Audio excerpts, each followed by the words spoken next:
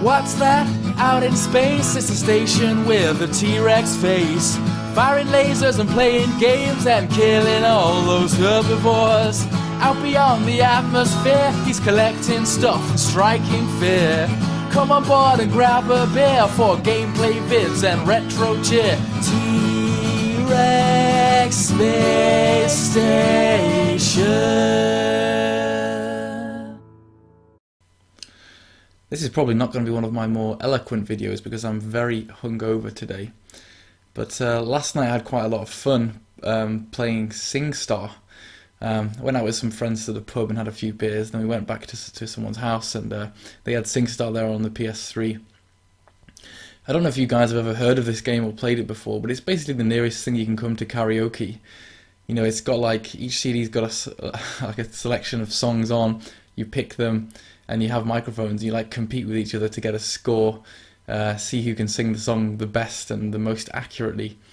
It's a really, really fun game, and it's actually been a while since I've played any kind of party games, you know, games where it's kind of light-hearted and the idea is to have fun with a group of people rather than just play too competitively, although there is obviously an element of competition there as well.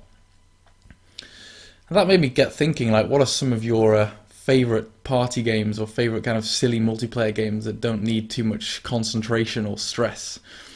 Presumably not all of you will like SingStar, and I certainly don't own it and probably wouldn't buy it, but whenever I've had a few beers and someone puts it on, I end up really, really enjoying it.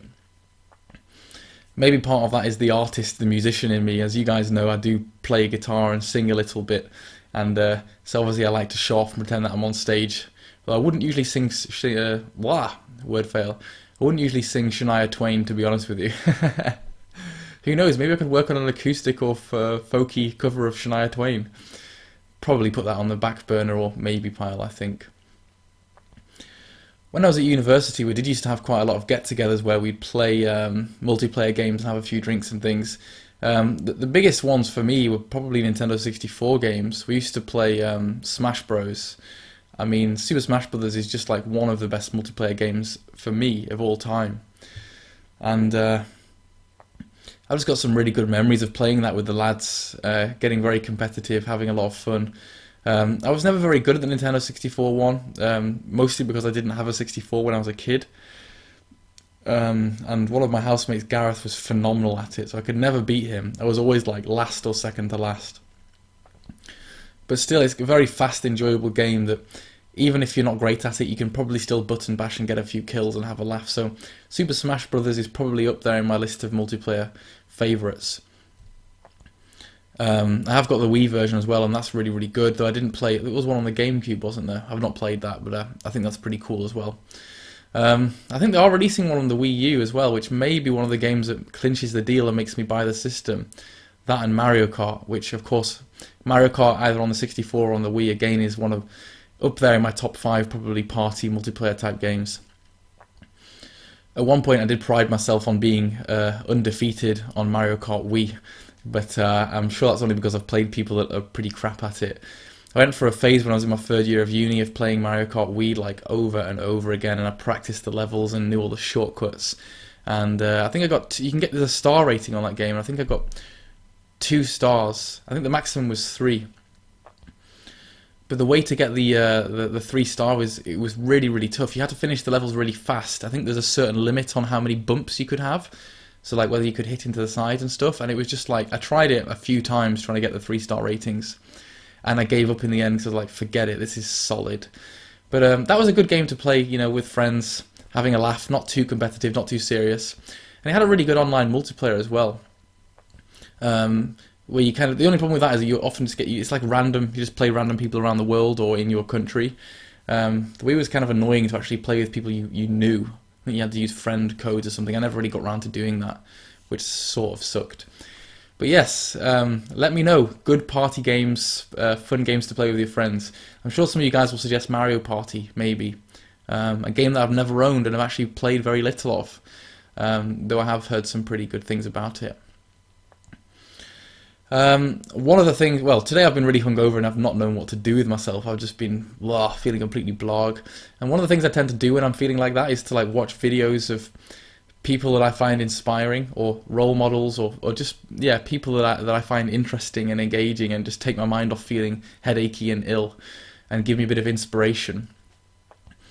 And so I thought I might talk a little bit about people that I find inspiring, kind of role models or people I'd like to be like, or who have certain qualities that I find helpful or inspiring or that motivate me. A lot of the people that I find inspiring are not necessarily gamers or YouTubers. They tend to be musicians. Don't know why that is. Maybe it's just because you know, I've been a musician for most of my adult life, and a lot of my role models are, you know, people in bands and people I wanted to be like when I was younger, when I was, you know, practicing and looking in the mirror, pretending that I was pretending that I was on stage. So my biggest role model would probably be Bruce Dickinson from Iron Maiden. Now, he is just a phenomenal, obviously he's a phenomenal musician, phenomenal singer, but I think what it is that I find most inspiring about Bruce is that he's very multi-talented. I tend to like it when people aren't defined by just one thing. Now, one of the classic things that happens, especially with doctors or people who work in healthcare, or even people that just work very long hours, they tend to become defined and trapped by their work and become, as a result, sort of boring people. If I was to go to the pub with a bunch of the doctors from work and sit around, we would probably spend a good couple of hours, or the majority of our time, moaning about work, talking about our careers, talking about our exams, talking about the directions we're going into, and maybe a little bits of life would be fitted in around that. Doctors can be very boring people. And certainly the doctors that I work with that inspire me are ones that aren't just defined by their job. It's just a job at the end of the day. It is what you do for a living. You have to have more to your character, more interest than just your career. Otherwise you'll burn out and you won't be able to keep going.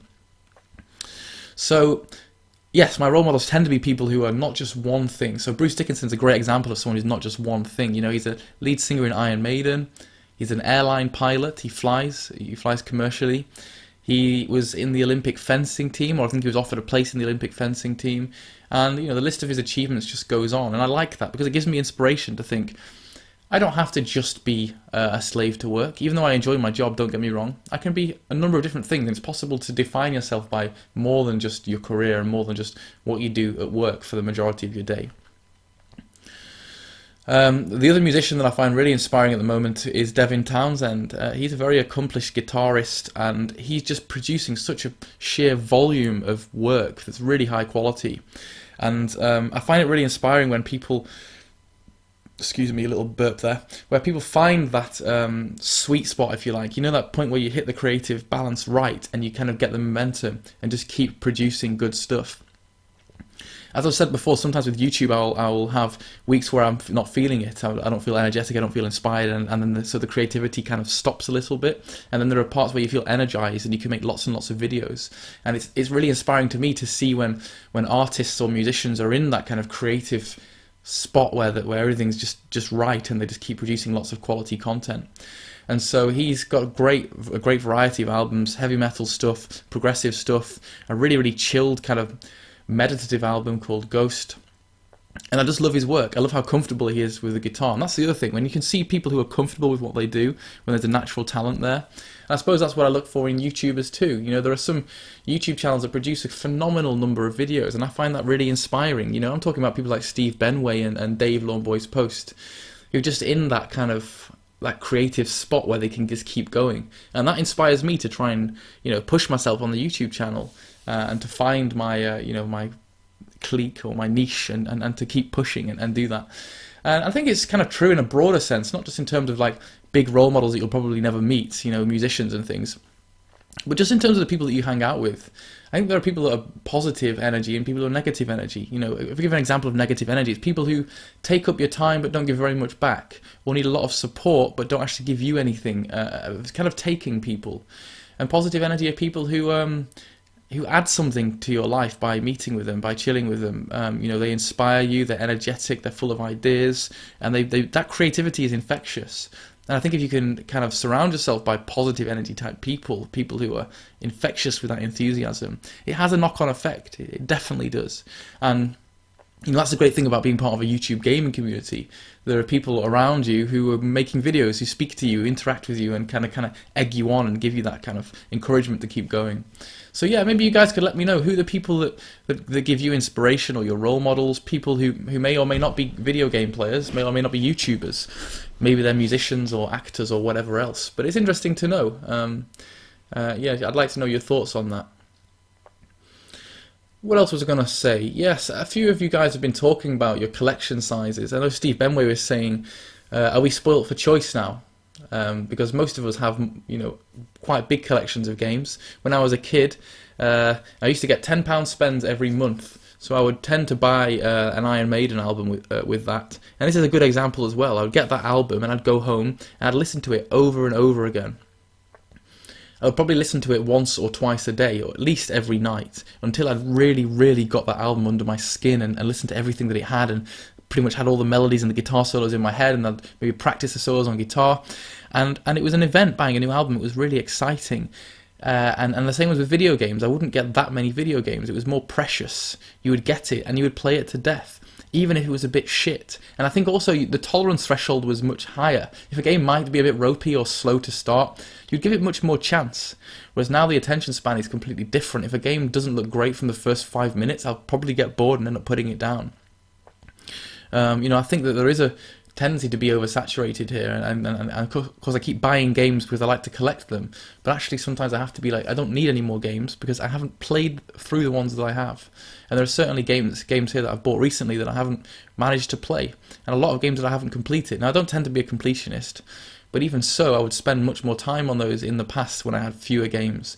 So I do sometimes feel spoilt for choice, and I sometimes sit at my collection and think, I just don't know what to play. What do I feel like playing? There's too much there. And another side of that is also the collection sizes. I don't know if you guys set out to have a certain size collection, but I just wanted to buy a Mega Drive and get hold of loads of games that I used to love when I was a kid for nostalgia. And then I started slowly spreading out and seeing stuff that other people recommended and picked those up. I don't think there's any set endpoint for me, but I'm certainly noticing now that my collection's getting quite big. And I'm just looking up here, my collection's at the side of my computer. It's like there has to be a point where I'm going to need to basically get more space. I think I need to buy a bookcase to put all my games in. And obviously that's making me wonder, should I get rid of some? I know a lot of you guys have a sort of cull cycle where you'll buy loads of games and then you'll filter out and resell the ones that you don't need. Maybe for space, maybe for money, or maybe just to keep a healthy turnover. And that's not something I've really considered. Most of the games I buy are ones that I've researched pretty thoroughly or have played before myself. And I don't want to get rid of them. I don't tend to sell games or downsize my collection, but maybe I need to think about slowing down the purchases until I've played them more thoroughly, and I'm just conscious about the size of the collection expanding too much. Now I don't actually live in my own house. This is rented accommodation, so maybe sometime I'm going to move out. It's like, oh my god, moving all of those games is going to be a nightmare. The collection's still growing. It's going to be like, I have more games than I have other possessions. Maybe guitars and amps would be the other close second that takes a lot of planning to move. And moving is a lot of hassle, but certainly so now that my collection has expanded so much.